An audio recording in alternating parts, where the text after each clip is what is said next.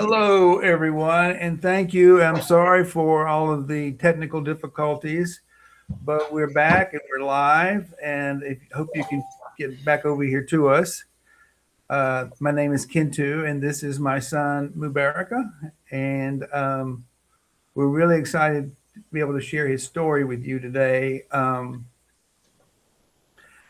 It's really a wonderful story and how we came to know each other.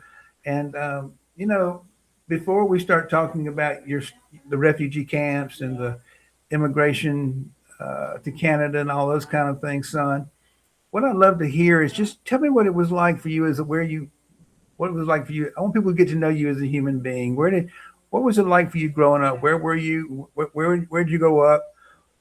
What did you love to do when you were a little boy? Hmm.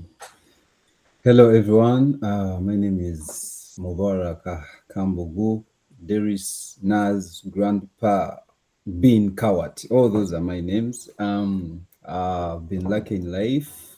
I've been lucky at the end of life. Right now, it's not end of life, but I've been lucky to have met someone who I call my dad. That is Kintu Martin Cowart. How was life when I was growing up? Life wasn't easy, should I say at all? It wasn't easy because if I say at all, that means I didn't survive. I've survived up to this end. So, my parents separated when I was 3 weeks old. So, I went to live with my mom, and life was, with the mother, a single mother, isn't easy at all. So I had to be taken back to my father, where I found my step mom, and things were not easy because she was very rough to me. And but during all that chaos, again, we always find happiness. I used to love football. I used to love football, and I had become kind of good at it at a very young age, though I was struggling with emotional torture from my stepmom, so I wasn't able to maybe do something, become something from that. And something else I loved to do was I used to love swimming. When I talk about swimming, people might think swimming pools, what, we used to go deep where they dig the sand, where that water, very dark water, but we used to love it. And I used to love making friends, though I wasn't good at it. Why? Because I wasn't like my stepmom had a way of suppressing uh, my, that joy in me. Always, I was worried about what would happen to me every now and then, because she used all the kind of torture that you can do to someone. And I was always at the back. I love to have friends, and I would just look at people and be happy, enjoy the conversations from afar. People, kids sometimes are playing, but for me, when the legs are paining, a headache, so you stay outside. I wasn't open so well because of the life I went through. So I grew up. That is the best thing. But life had its challenges, and in the year 2019, I was forced to leave my country due to some circumstances, and I had to go to a refugee camp where I've spent more than 5 years, and I've been lucky enough. Uh, I was resettled afterwards.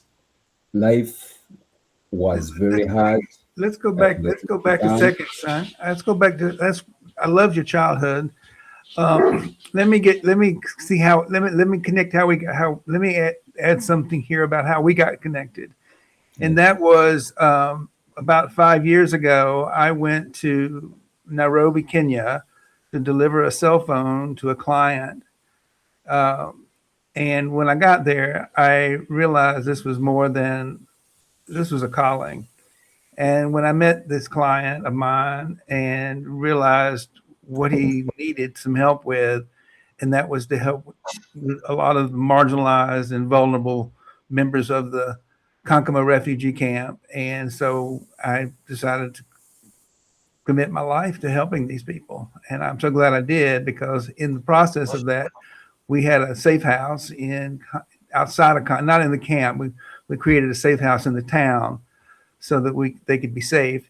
And in that safe house, we had about 11 people living there, and there were two men that I just loved, like my own sons. And so, and he had Darius is one of them. Darius Nas Mubaraka is one, and he has another man who's not his real brother, but they're like brothers. And I adopted the two of them about 4 years ago on Father's Day on a sacred Zoom ceremony, and that's where they gave me the name Kintu. That's how I got the name Kintu, and I gave them my last name, then Cowart, and that's how we became father and son, and that's how we met, and that's how we got here. So I just wanted to connect that dot. So why don't you go back and tell the story? I want people to hear from your about life in the camp and what it was like when you meeting me, and how things changed. Let's hear your story of those days in the Kankama refugee camp, and how we met, and how your life how that impacted your life. Yeah, the year was 2022 at the towards the end. I was struggling with life in the Kakuma refugee camp, and I have a friend uh, who I used to call brother. He's now my uncle because he's a brother to my dad. He can no longer be just a brother. So who found me, and we reconnected, and he called me, and that's when I became a part of the Diamond Mine Academy, where I met Dad. And from 2022 up to now, I never regret. So life became, somehow simplified.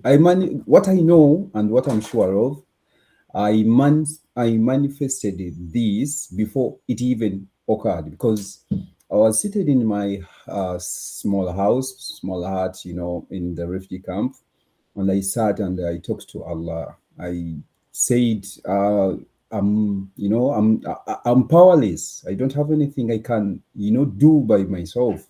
Yes, I used to think I make things happen. I'm the one who is looking for something to eat. I'm the one who is making myself sleep. But again, after doing all that, no results were coming. I was still struggling. I was still worried. I was still going hungry. But again, when I remembered it was him, that he makes things happen, then I turned and said, you know what? Do as you wish. Do your work in me. And after I surrendered that, let me tell you something. Everything changed. I got a call from Abba, who we had spent a full year without having a 5-minute conversation.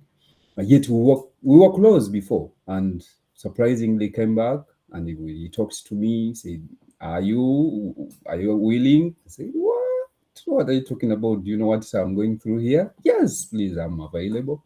And that's how I joined the Diamond Mine Academy, and I was transported from Kakuma refugee camp to Nairobi, Kenya, where I was living in the safe house with Abba and some other people. And since then, life changed. We became, Daddy decided, after talking to me, he said, there's something I'm seeing in you. And he was like, I see myself in you when I was your age. I was like, what? I've never had someone say something so big like that to me, And I never saw it in myself. Like, what?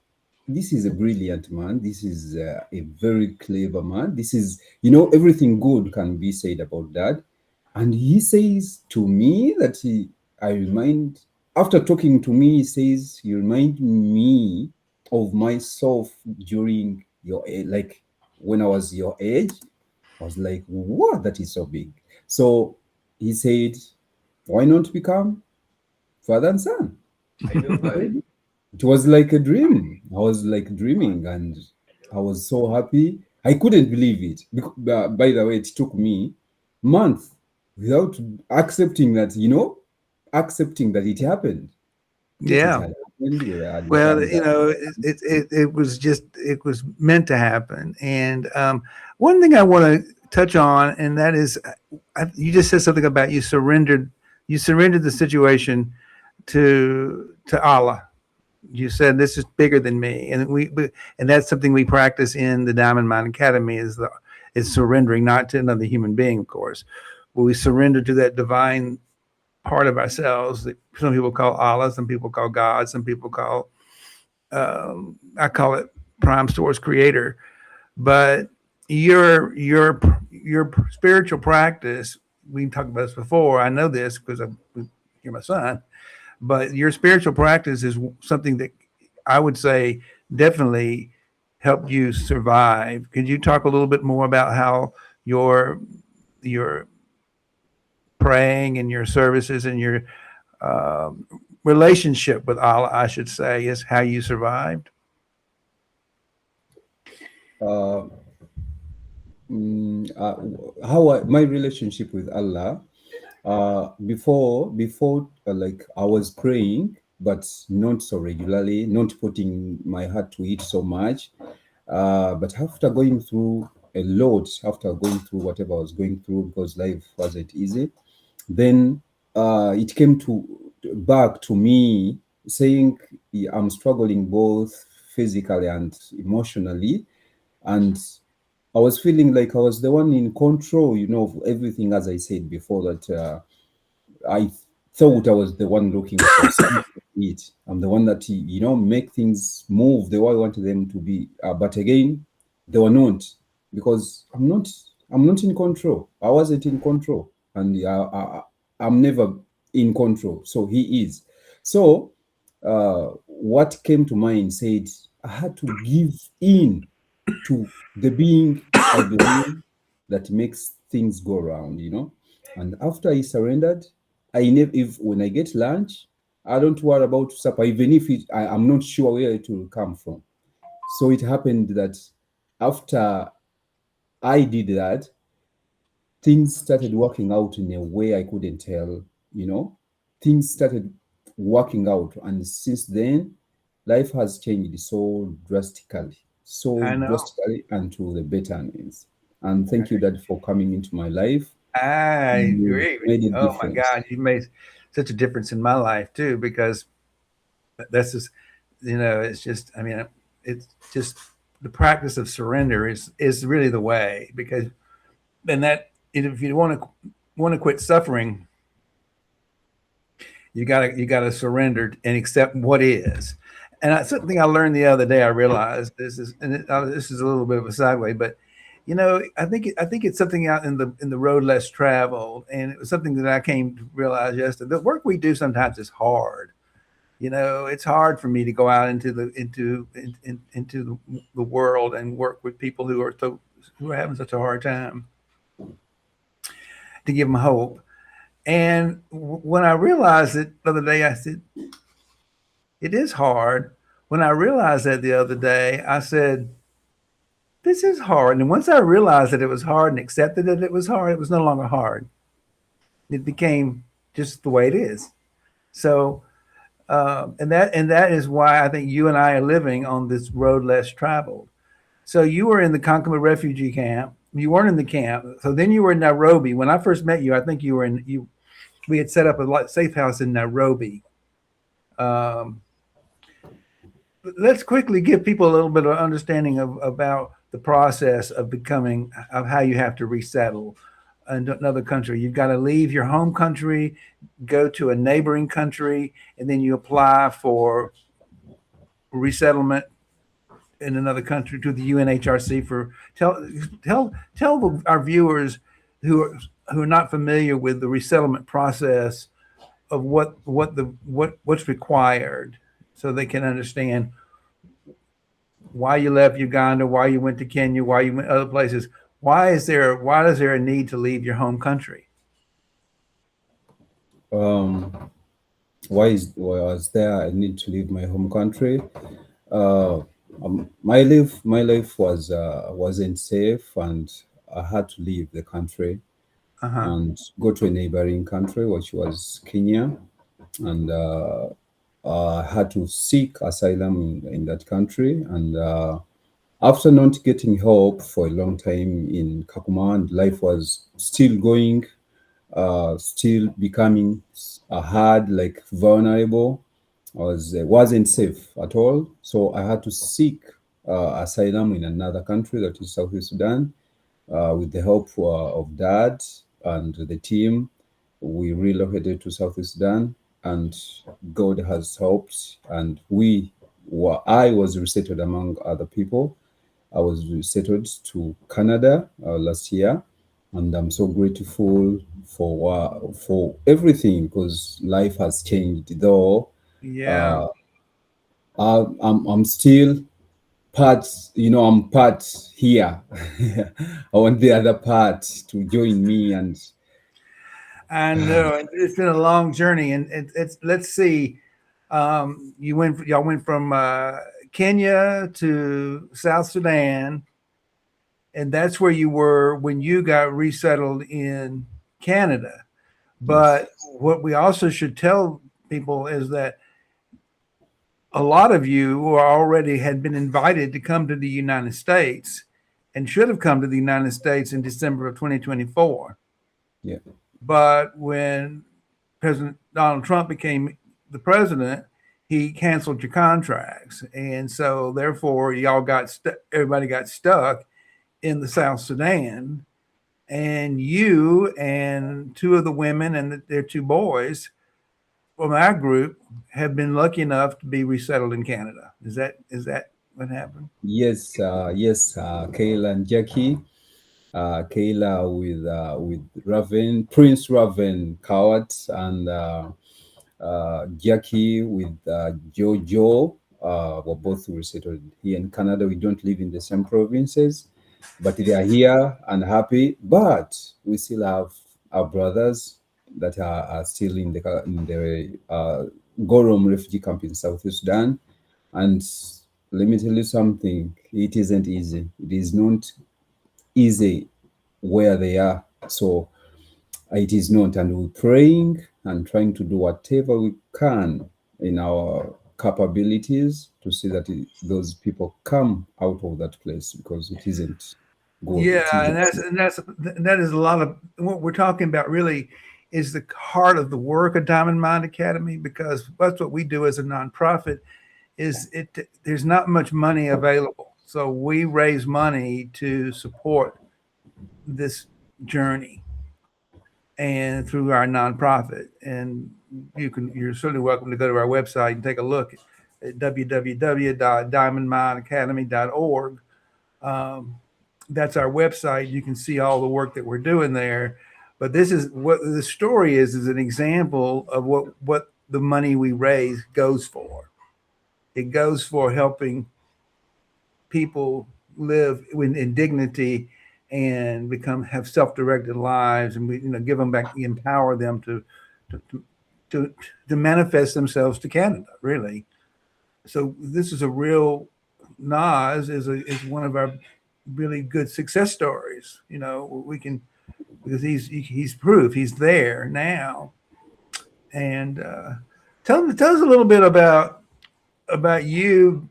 First, you weren't selected to come to the United States among those of them you were feeling low, and then when everything changed, all of a sudden you were the first one. Tell that story about because you don't really know. It's a little bit of a lottery about when you get picked to come. So tell a little bit about that. Okay, yeah. Among the people, so many people are in South Sudan, and we were among the people that he came, like went to South Sudan, and were among the first people to go to South Sudan. So in our group, 11 people, all the other members had been put, like their files had been submitted to the United States embassy, and I wasn't nowhere.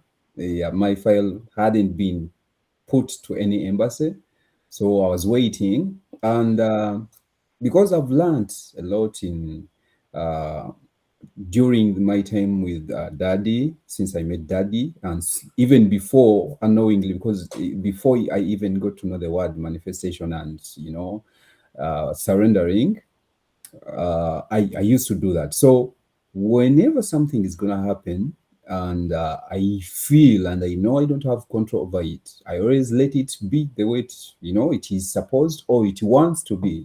There's a bigger being. So after all the other files had been submitted to the US government embassy, I was there and I was nowhere. And everyone was like, oh, what is happening? What are you going to do? How are you feeling? But So uh, always, everybody else got their invitations to come to the United States, but you. absolutely, everybody had their invitation to go to everything had been finalized. And very soon they were going to travel to the US. And President Donald Trump had to put a halt on everything. So before that, like before I got to people got to know about that, I was there and I was like, my time is coming. This isn't my time. I always believed that wasn't my time. And the others were feeling sad for me, but I said, no, relax. My time hasn't come. As if I knew something, better was coming. But I always believe, since 2022, when I sat and surrendered, I said, whatever has to happen into my life, no one can stop it. And whatever won't happen, even if I praise to what extent, it won't happen. So what do? You know, Come to the agreement about how the situation is. That is the only solution, because even if we force it, it can't happen. You know.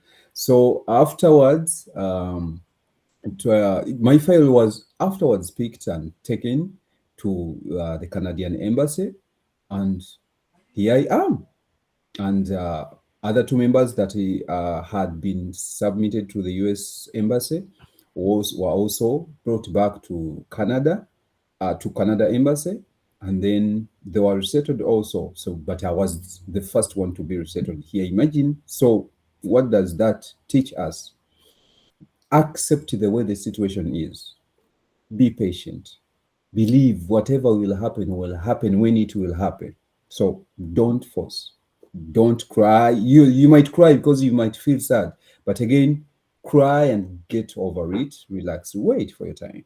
It will come. Don't panic. Don't curse. Don't envy on someone. Don't just believe whatever is happening for a reason and when it is happening. So the good things will happen when they are supposed to happen. So, what did it feel like? Tell us about when you got the call and said, "We're ready to go. Pack your bags." What was that about? Tell me what that felt like. Uh, as I have a way of living my life. My life is like this. I promise myself I do not get too worried and I don't get too excited, because in both situations I can make mistakes. So what do?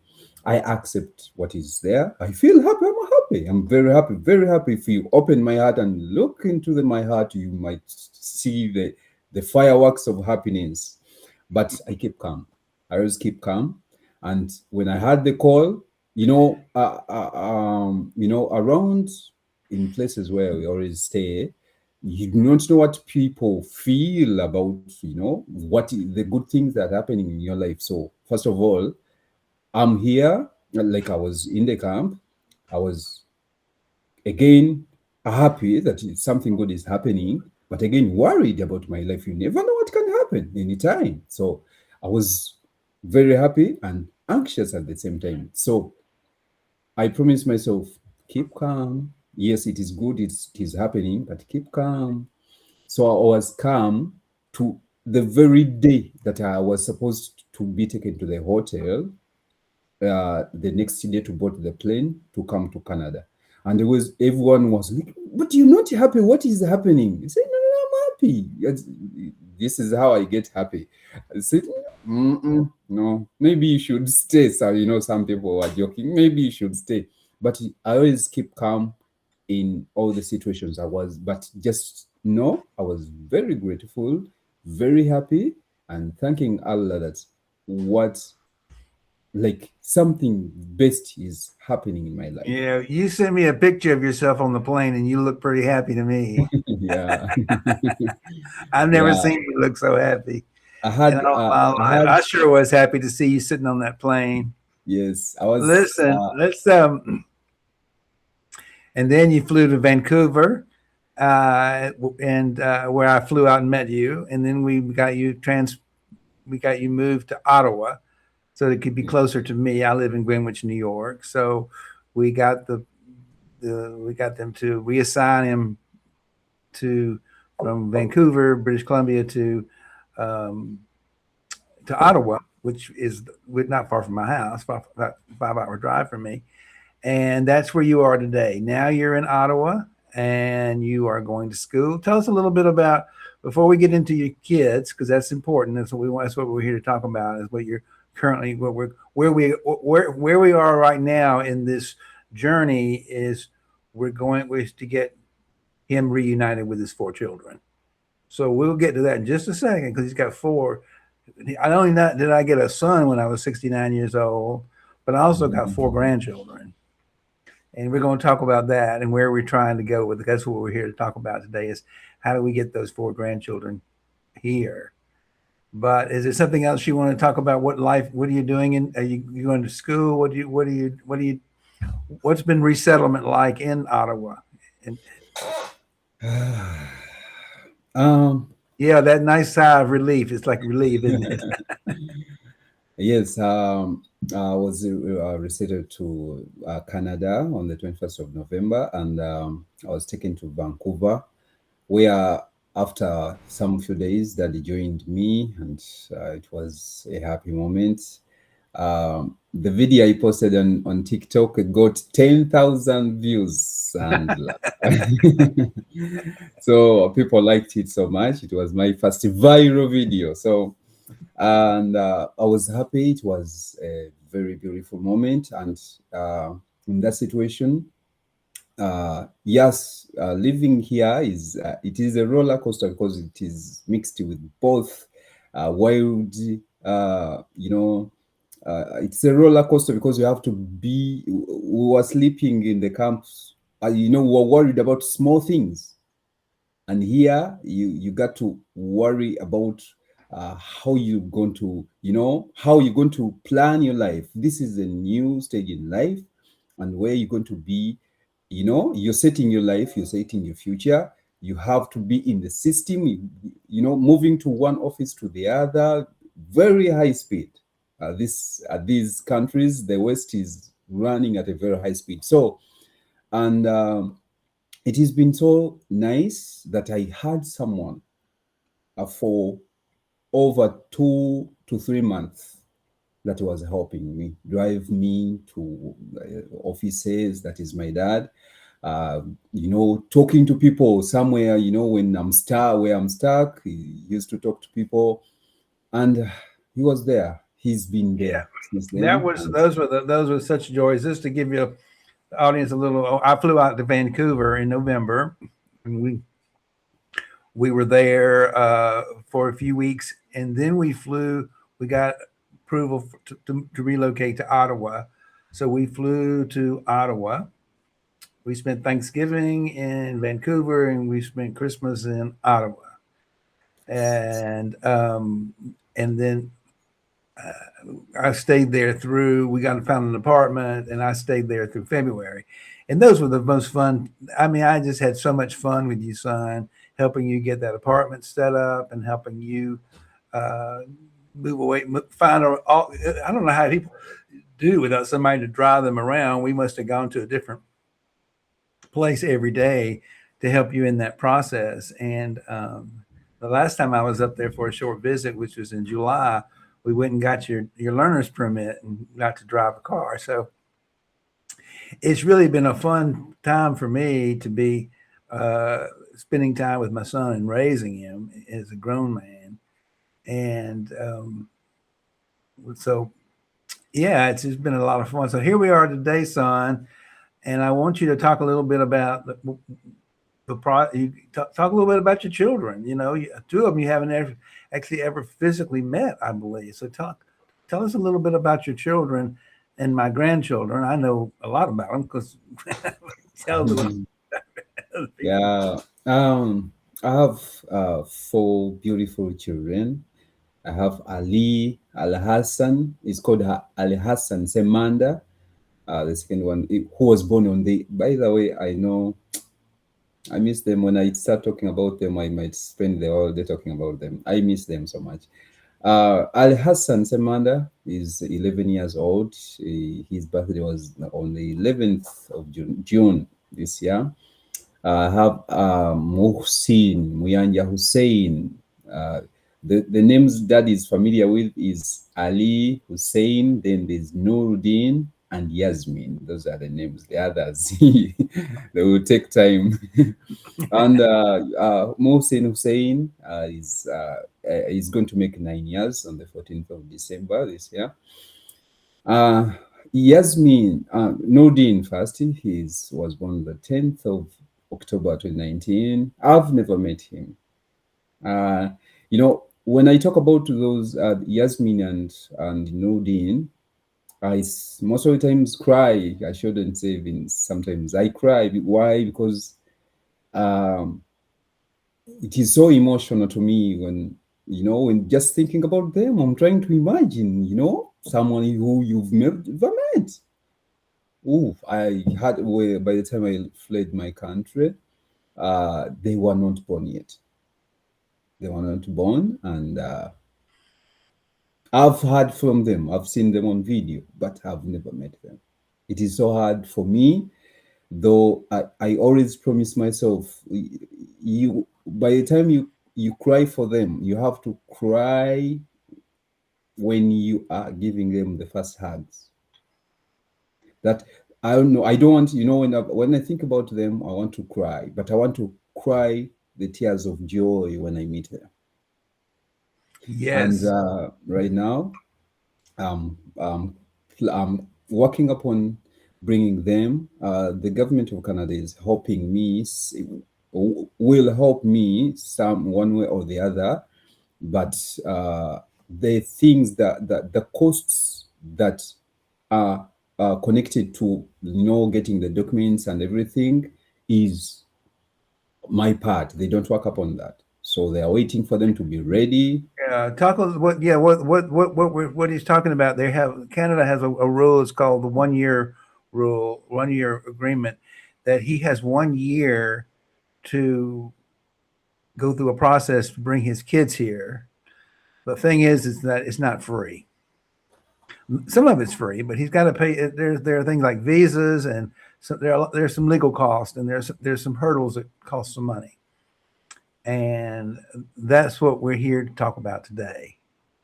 And talk a little bit about that, son, and why we're raising the money we're raising, and yeah, tell us a little bit about the process and why we need to raise. What did we figure? It's $3,600 is what we've to bring all four of your children here. We need to raise 3,600 U.S. dollars Yes. to bring his kids. So talk a little bit about what that's for. Okay. I'll first of all recognize Mr. Alan Beck. Thank you for joining. It has been so long without seeing you, but I'm so happy that you're here. We are working on issuing but like the identification, starting from the national identification numbers for Uganda. In Uganda, then the birth notifications, birth certificates, passports, everything. Costs are very high. The problem with Uganda, I don't know whether I should say this on air, but what is indicated on on the website isn't what is on ground. I don't know why they do that, but it is what it is. We have nothing to do about that. Is the system.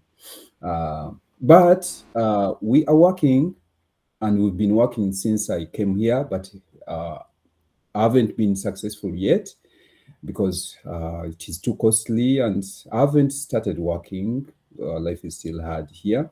And dad has a lot of responsibilities being taken care of. So I can't blame him. He promised and he's here. He's with me. He's been with me. So please, if people, the costs are the identification, then the tickets, see, uh, so much thing. It is a broad thing. It is a broad list of items that are needed to be worked upon. And right now, we are still on the national identification numbers that have to be gotten, then the birth certificates, such that the mother of the children can sign the documents and everything. And we only have 3 months, not three, yes, 3 months, 3 4 months to finalize with all that, and we submit the file to the Canadian authorities, such that they start processing. But before I can submit, all the documents that are needed have to be included in the application.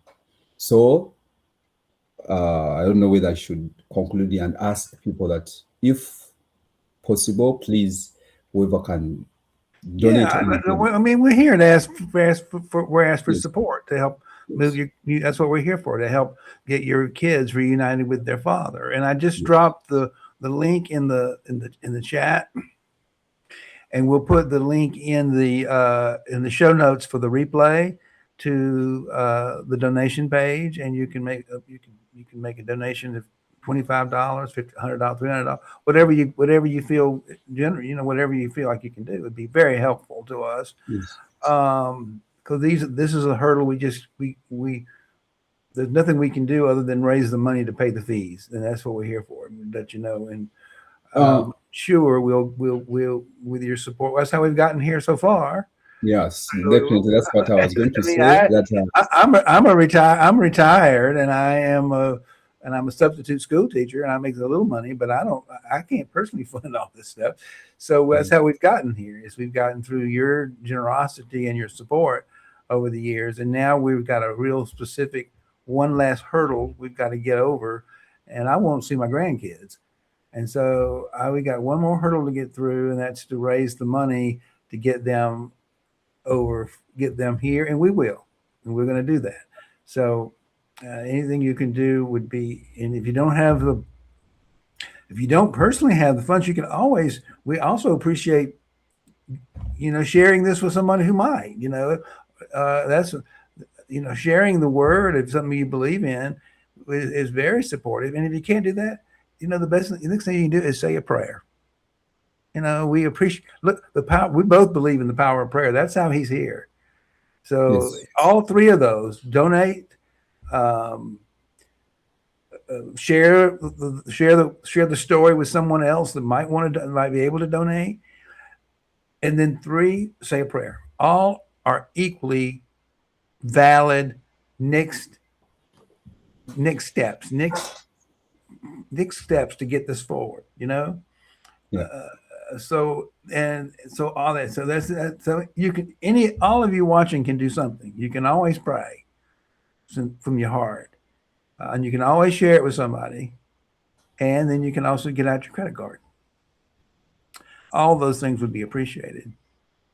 And you were going. I'm sorry, you were going to say something, and I kind of cut you off. I didn't mean it's to. all right. You almost said everything, because what I was going to say is, people have been there since I met you. People have been there for us who are in the refugee camp in Africa. I wasn't alone. We've been many people that have been helped through, your help. You've helped us, and I know you can still hope, hope me, hope dad, hope, when the community uh, sees something like this, it is, I'm not doing it for myself, but even for the safety of my children. And I want to be, because whatever is help, like whoever helps me, as if they are giving me a date to help someone else, in one way or the other. When life is better, that means even the people, other people, because when I get something, why not help other people? Yeah, That pay it is it. forward. Exactly. Yeah. Yes, I pay it forward. So Yeah. uh, I will appreciate whoever has been listening, and I'm so grateful. I feel good about it. I don't know Yeah. why. I've enjoyed having this conversation. This is the first time we've done this before. Yeah, And well, we used to be coaching partners back when you lived yeah, yeah. in Kenya, but Yes, that's many years ago. But this is the first time we've done this live, and we'll do it again because I yeah, think this is a good story to tell, and we want people, you know, and the beauty of the world today is instant. This story 2 days from now be long gone. So um, I think the lifespan of most of the stuff is a few days, but we appreciate you listening. And if you're listening to the replay, please put your comments in and talk to us and yes, become part of yes. our community. We really do. We really appreciate you listening, and we appreciate all the help you've given us so far. So thank you, thank you, thank you, and thank you, son, for coming on and sharing your story with us today. You're welcome, Dad. Thank you too for organizing this, and I pray that people can listen. And another thing is I might not be too emotional as people may expect me, because I kind of promised myself never to, to cry so much, because I cried for a long time. So whenever I'm telling my sad story, I most of the time tell it with a smile. People even don't Well, it's sometimes not. don't take it Well, it's serious. because it's sad that they're not here, but there's joy in what we're doing. So Yeah, you don't have to, you know, yes. you don't have to scribe. But So we appreciate whoever takes time either to share the information, or talk to a friend, and even donate. So okay, thank you so much, Dad. thank you. I'll talk All to right. you. I'll talk to you a Okay. little later, son. All right, Dad.